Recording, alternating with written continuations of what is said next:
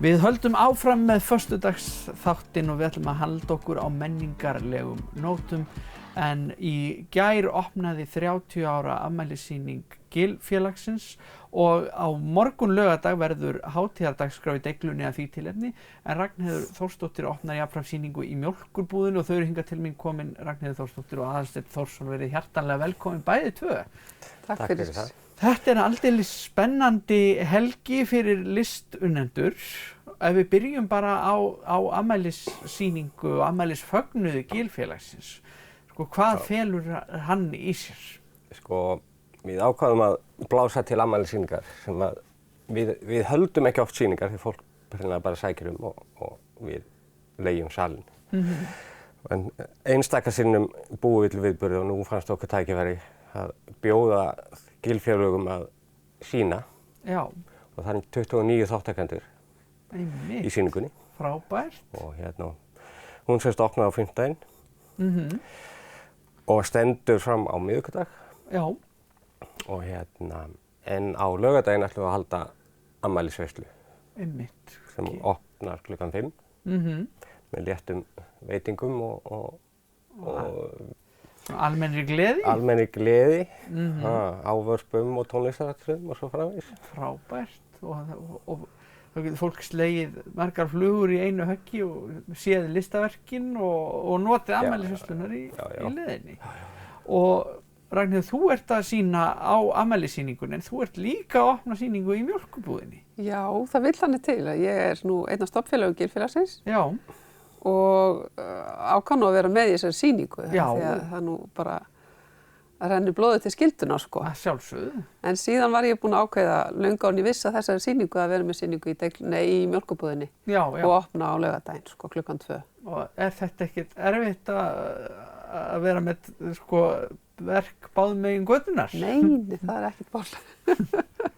Nei, ég að sýna verk sem ég hef sýnt áður í GIL-nu á sýningu 2015 í Deiglunni sko. Í Deiglunni, já. En ég eingöngu með ný verk sem unnin á þessu ári í Mjólkurbúðinni. Í Mjólkurbúðinni, já. Allt ofinlistaverk. Já. Þannig að það mjög svona skýrt sko hvað hvor megin, það fer ekkert á milli mála. Já, það mjög skýrt.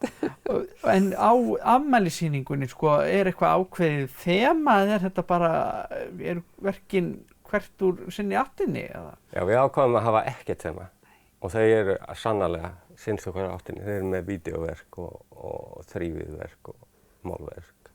Elsta verkið á sýningunni var við fengum á sínum tíma stoppgjöf 1991 frá listamönnum allt land. Já.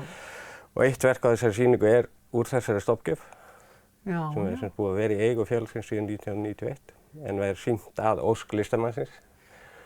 Þannig að þetta allur skalinn sko, og ég held að elstu listamenn séu komin í yfir 8 ætt. Já. Og þeir yngstu eru bara 20 sko. Þetta spannar kynslóðirnar alveg hreint. Mikil breytt. Já, frábært. Og sko, Deiglan einhvern veginn hefur og GIL-félagið hafa lifað góðu lífi, dafnað hana í hjarta listagilsins öll þessi ár. Það svolítið magnað. Já.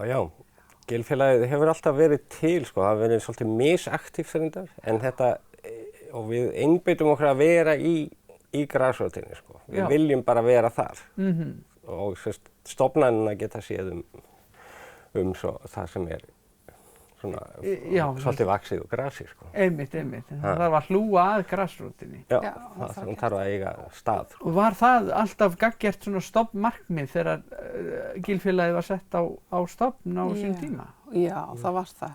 Þetta var auðvitað bara hópur af fólki, ekkert bara úr myndlistinni, heldur tónlistin og leiklist og ritlist og öllum geirum menningarinnar. Og þetta var bara hópur af fólki sem kom saman og vildi bara lífga upp GIL-ið.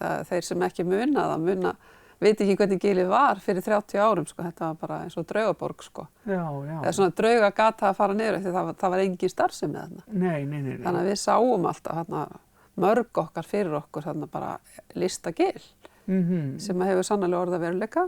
Heldur betur. En Deiglan var svona alltaf okkar GIL-félagsins athvarf sko, þar sem að við hörðum höndum að því að byggja og grafa og gera allt sem þurfti að gera til þess að koma Deiglunni laginnar. Já, þetta svona sýn sem hefur aldeilis ræst. Ég Já. veist að margir myndu nú bara að halda því fram að Gilið væri orðið hjarta bæjarins.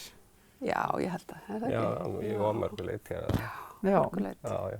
þannig að það er gaman þá að geta fagna því á afmælisháttíðinni núna á morgun, laugardag. Algjörlega, sko.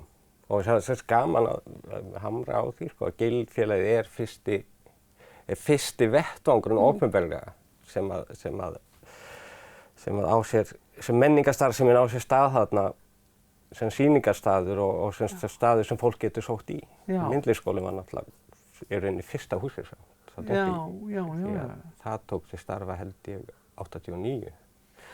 Einmitt. Já, þetta er slungin saga. Þetta er margslungin saga og merkileg, sko.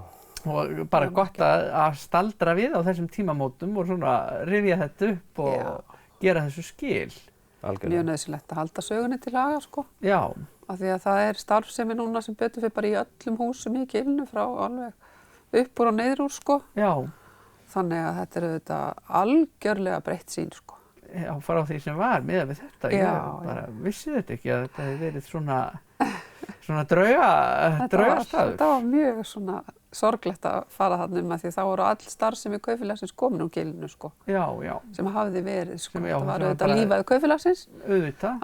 Allar sultugerðin og allt þetta var þarna, flóra og mjólkurbúðin náttúrulega.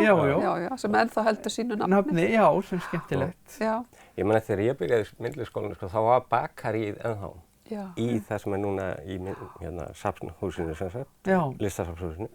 Þannig uppi. Þannig að við skutumst í bakaríið og keyptum brauð þegar ég var að byrja í myndlistaskólanum. Já. Það hætti það einhvern tímann, þannig að meðan 1 eða 2 ára seinna, sko. Já. Það er gott fyrir sveltandi listamenn að geta skroppið í bakarí. Já, það var reyndar alveg ekkert slæmt, sko. Nei.